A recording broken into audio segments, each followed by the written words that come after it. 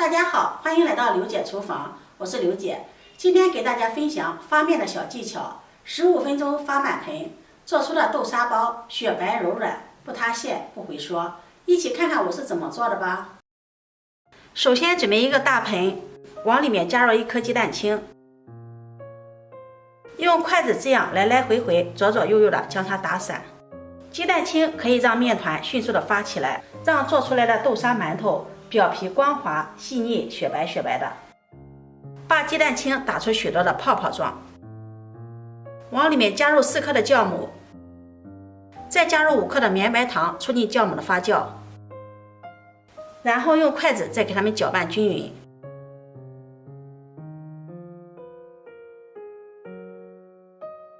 搅匀后，再往里面加入400克的普通面粉，再次给它搅拌均匀，让鸡蛋清和酵母粉完全的融合在面粉里面。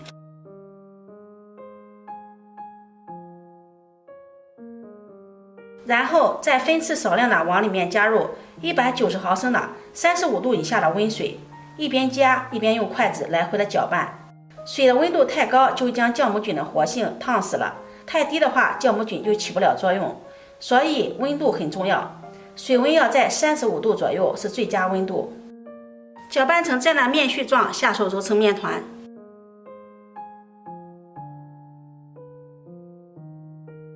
我们可以一边揉面一边用面团擦面盆，这样面团揉好了，面盆也干净了。如果面盆上有一些干的不好擦的话，可以稍微的施一些水，然后再用面团擦一下，这样面粉就会浸到面团上面了。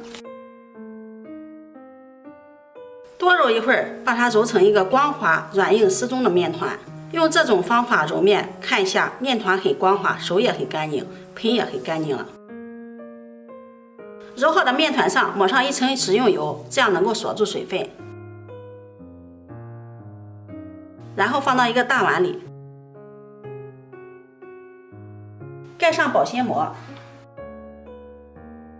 接下来打开烤箱，把揉好的面团放进烤箱里面，旁边再放上2碗热水，关上电烤箱的门。2碗热水会让烤箱里面的温度迅速的增温，这样可以让面团快速的醒发起来。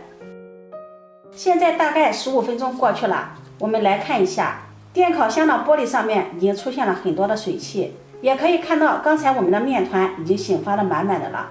然后把它取出来，我们揭掉保鲜膜，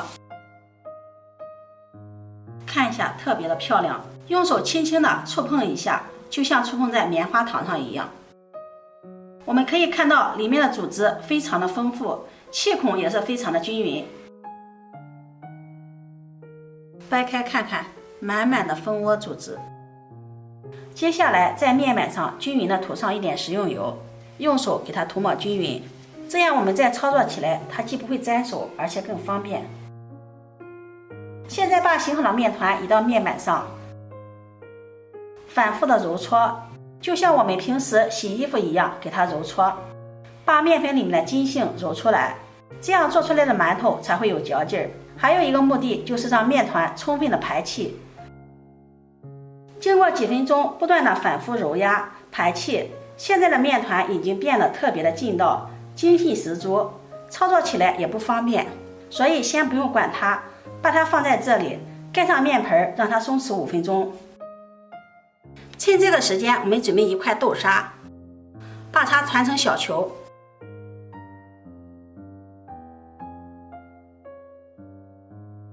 团好后放在盘中备用。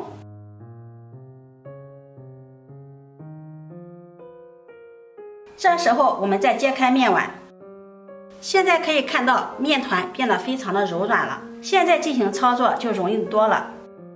用手直接将面团搓成长条状，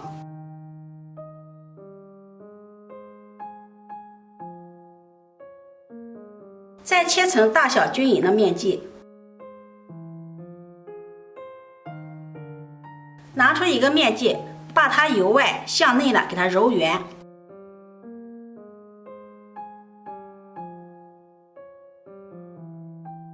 揉成这样一个圆，再把它按扁，用擀面杖轻轻的擀开，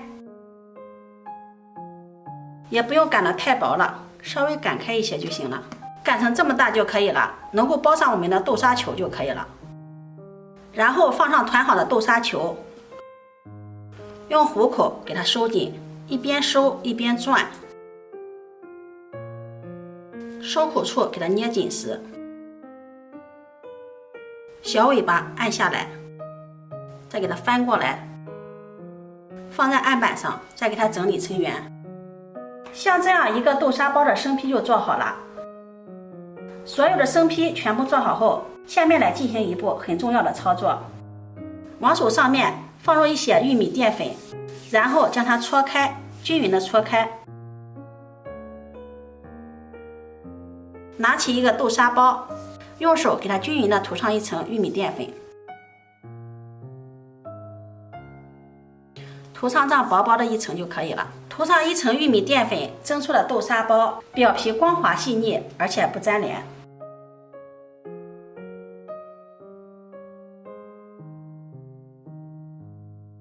所有的豆沙包完全涂抹后，依次放入冷水蒸笼里面，这里记住是冷水蒸锅。然后盖上锅盖，再2次醒发10分钟。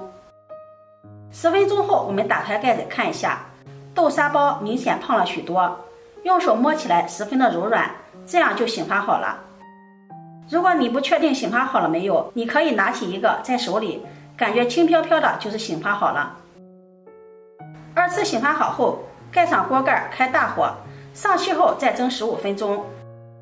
时间到关火，先不要开锅盖，这样的话，由于温差的原因，馒头很容易就萎缩塌陷了。盖上锅盖，让它焖3到5分钟，让里面的温度自动降下来。不管是做包子还是馒头，都可以用这种方式来防止馒头或者包子塌陷萎缩。时间到了，现在可以把锅盖揭开了，来看一下这个豆沙包馒头，真的是太漂亮了，雪白雪白的，像几个小胖子，看起来十分的可爱，按压起来就像按压在棉花上一样。取一个来看一下，表皮也非常的光滑细腻，每一个都是白白的鼓鼓的，没有任何回缩塌陷，底部也是非常的光滑，每一个都白白嫩嫩的，外皮轻轻用手一撕就整个脱落了。掰开看看，里面特别的蓬松暄软，带着豆沙馅儿，特别的香甜。如果你喜欢，就收藏起来试试吧。喜欢我的视频，记得点赞、关注、转发，点我头像可以看到更多美食视频。我每天都会发布不一样的视频，我们下期视频再见。